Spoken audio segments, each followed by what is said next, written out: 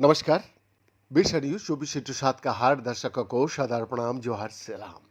दर्शक, सीडास Sinai health sciences university की शोधकर्ताओं द्वारा किए गए एक महत्वपूर्ण दीर्घकालिक अध्ययन से इरिटेबल बॉयल सिंड्रोम यानी आईबीएस की इलाज में आमतौर पर इस्तेमाल होने वाली दवाओं की सुरक्षा पर नए सिरे से प्रकाश डाला गया। और परिणामों से पता चलता है कि इनमें से कुछ दवाएं, जिनमें एंटी डिप्रेसेंट भी शामिल है, वो मृत्यु की जोखिम में मामूली लेकिन मापने योग्य वृद्धि से जुड़ी हो सकती है। कम्युनिकेशंस मेडिसिन में प्रकाशित ये शोध आईबीएस से पीड़ित अमेरिका की 6.5 लाख से अधिक वयस्कों का लगभग 20 वर्षों का इलेक्ट्रॉनिक स्वास्थ्य रिकॉर्ड डेटा पर आधारित है। ये आईबीएस उपचारों का दीर्घकालिक सुरक्षा पर केंद्रित अब तक का सबसे बड़ा वास्तविक विश्लेषण है। दोस्तों, आईबीएस आईबीएस एक दीर्घकालिक पाचन संबंधी समस्या है जो अमेरिका में लगभग 10% लोगों को प्रभावित करती रहती है। हालांकि इसका कोई इलाज नहीं है, लेकिन कई मरीज आहार में बदलाव, व्यवहार, चिकित्सा और दवाओं के माध्यम से लक्षणों को नियंत्रित कर लेता है।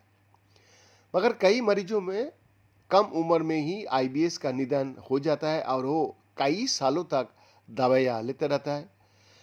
सीडस सिनाई में जीआई मोटिलिटी प्रोग्राम की मेडिकल डायरेक्टर और इस अध्ययन की वरिष्ठ लेखक डॉक्टर आली रेजाई ने कहा, हालांकि इन दवाओं की अधिकांश क्लिनिकल परीक्षण 1 साल से कम समय तक चलता है, इसलिए हम इनकी दीर्घकालिक सुरक्षा के बारे में बहुत कम जानते हैं और यह अध्ययन इस कमी को दूर करने की दिशा में पहला कदम है।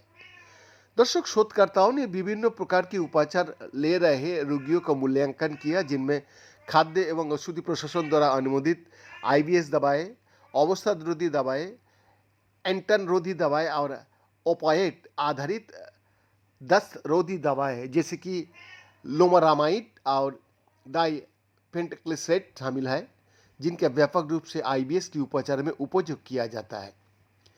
मगर उनके निष्कर्ष से पता चला है कि लंबे समय तक अवसाद रोधी दवाओं का सेवन से मृत्यु का खतरा 35% तक बढ़ जाता है और लोपरामाइड और डाइफेनॉक्सिलेट का सेवन करने वालों में इन दवाओं का सेवन न करने वालों की तुलना में मृत्यु का खतरा लगभग 2 गुना था।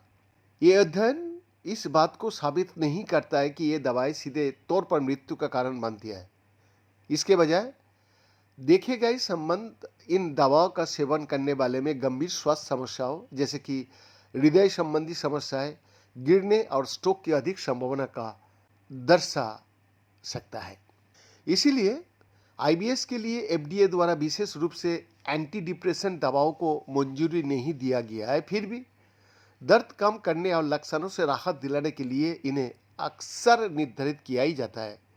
मगर ये अध्ययन में ये भी पाया गया है कि एफडीए द्वारा अनुमोदित दवाओं और एंटन रोधी दवाओं सहित अन्य आमतौर पर अनुशासित उपचारों का मृत्यु की बढ़ते जोखिम से कोई संबंध नहीं था। बैंक का एक्सक्लूसिव रिपोर्ट, विशा न्यूज 24/7 रांची।